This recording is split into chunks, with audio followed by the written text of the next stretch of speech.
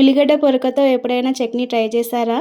ఇది కర్ణాటక స్టైల్ అండి. మా వదిన ఎక్కువగా చేస్తూ ఉంటుంది. నేను మీకు అందరి కోసం ఒకసారి అయితే చేస్తున్నాను. దీనికోసం ఒక కట్ట ఉల్లిగడ్డ పొరకని తీసుకొని మంచిగా చిన్నగా ముక్కలుగా కట్ చేసుకుంటున్నాను. దాంట్లో ఉండే ఉల్లిపాయలను అట్లాగే పక్కన పెట్టుకోవాలండి.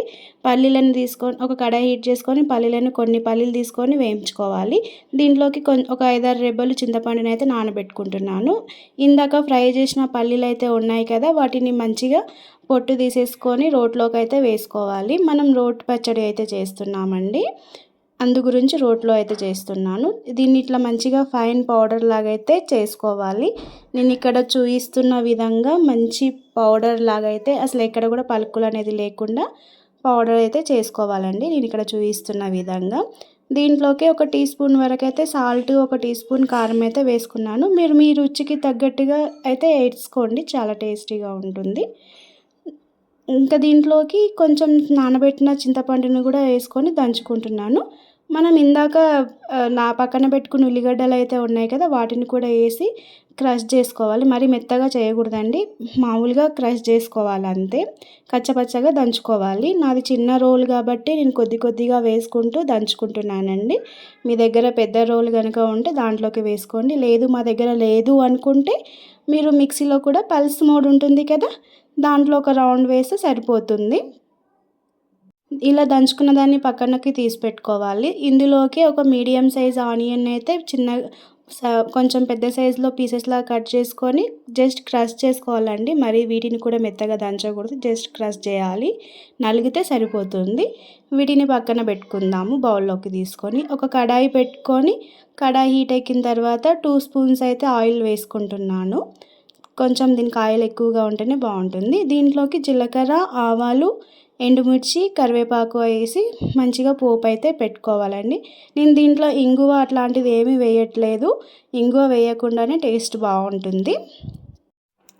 ఇలా పోపు అయితే వేసుకోవాలండి. ఇలా పోపు వేసుకున్న తర్వాత దాంట్లోకి కొద్దిగా చిటికెడు పసుపు అయితే వేసుకోవాలి. ఇందాక దంచి పెట్టుకున్న పేస్ట్ అయితే ఉంది కదా ఉల్లిగడ్డ పొరకది, దాన్ని కూడా ఈ తాలింపులోకి వేసుకోవాలి. ఇలా వేసుకొని మరీ ఓవర్గా అయితే ఫ్రై చేయకూడదండి. మనకి కొంచెం లైట్గా ఉల్లిగడ్డ పొరక అనేది మెత్తబడితే సరిపోతుంది. అప్పుడే మనకు టేస్ట్ అనేది మంచిగా తెలుస్తుంది అన్నమాట. ఉల్లిగడ్డ పొరకది ఓవర్గా ఫ్రై చేయడం వలన ఏమవుతుందంటే అది అంత టేస్టీగా అనిపించదు. దీంట్లోకి చివరగా కొత్తిమీరని అయితే వేసుకోవాలి. ఇలా కొత్తిమీర వేసుకొని మరో 2 నిమిషాల నుంచి స్టవ్ అయితే ఆఫ్ చేసుకోవాలండి. ఫ్రై చేసుకొని స్టవ్ ఆఫ్ చేసుకోవాలి ఒకసారి కలుపుకొని. ఇలా స్టవ్ ఆఫ్ చేసిన తర్వాత ఈ మిశ్రమం అనేది మనకు మొత్తం కొంచెం గోరువెచ్చగా ఉన్నప్పుడు మాత్రమే మనం దీంట్లోకి 1 కప్పు వరకు పెరుగునైతే యాడ్ చేసుకోవాలండి. పెరుగుని మంచిగా విస్కర్తో చిలుక్కొని గడ్డలేమి లేకుండా వేసుకోవాలండి. స్మూత్గా ఉండాలన్నమాట.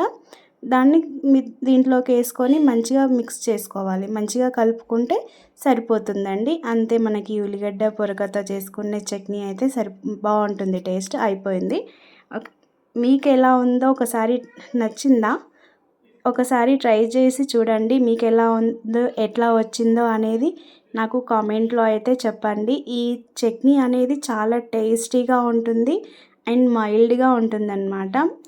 సూపర్గా ఉంటుంది. ఒకవేళ మీకు ఇది నచ్చితే గనక నా ఛానల్ని సబ్స్క్రైబ్ చేసుకోండి, కామెంట్ చేయండి, కామెంట్స్లలో చెప్పండి ప్లీజ్. Thank you.